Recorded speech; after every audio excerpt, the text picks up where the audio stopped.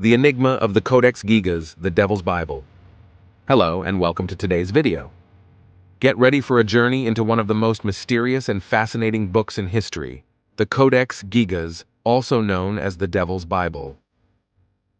This enormous book is so mysterious that even today, scholars and researchers are still trying to unlock all its secrets. But what makes this book so special? And why do people call it the Devil's Bible? Let's dive into the incredible story. The Codex Gigas is one of the largest medieval manuscripts in the world, measuring about 36 inches tall, 20 inches wide, and weighing over 165 pounds. Imagine that. It's like carrying a small child in book form. It was created in the early 13th century in a Benedictine monastery in Bohemia, which is now part of the Czech Republic. What makes it unique isn't just its size. Inside, you'll find the entire Bible, ancient medical texts, a calendar, spells, and even a guide to exorcisms. But the real kicker? It has a massive, creepy, full-page portrait of the devil. This single image gave the Codex Gigas its chilling nickname, the Devil's Bible. The book's origin story is wrapped in mystery and legend. According to medieval lore, the Codex Gigas was created by a monk who had broken his monastic vows. As punishment, he was sentenced to be walled up alive, a terrifying fate. Desperate to save himself, the monk made a deal. He would write the largest book in the world in a single night. The book would glorify the monastery and include everything from the Bible to valuable knowledge. But as the hours passed, it became clear that the task was impossible. Facing certain doom, the monk is said to have prayed, not to God, but to the devil himself.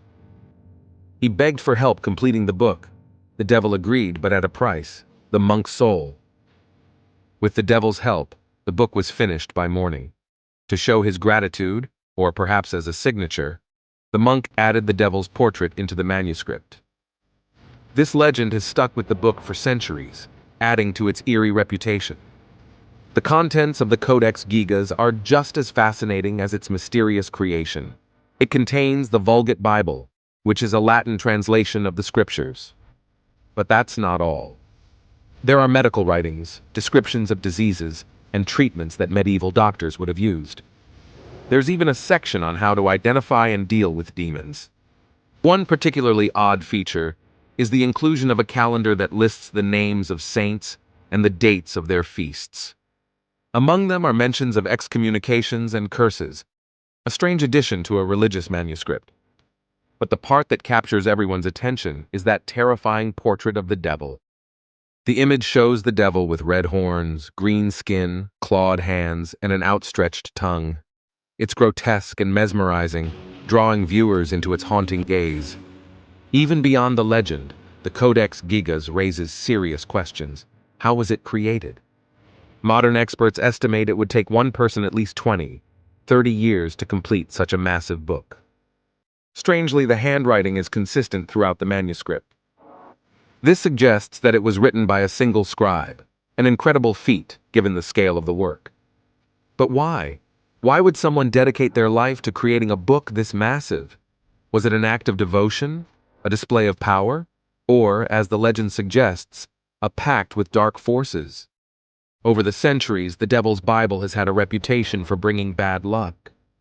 During the 30 Years' War, the manuscript was taken as war booty by Swedish forces in 1648 and brought to Stockholm. Soon after, a fire broke out in the castle where it was stored. Legend says that the Codex Gigas survived because someone threw it out of a window to save it. Some believe the book carries a curse, as misfortunes seem to follow it wherever it goes. Whether that's superstition or coincidence, it adds another layer to the book's mystique. Today, the Codex Gigas is housed in the National Library of Sweden in Stockholm. It's kept under careful conditions to preserve its fragile pages. Scholars and historians continue to study it, hoping to uncover more about its origins and purpose. But despite all the research, the Codex Gigas remains an enigma, a chilling reminder of the medieval world's blend of faith, fear, and fascination with the unknown. So what do you think? Could the Codex Gigas really have been created with the devil's help?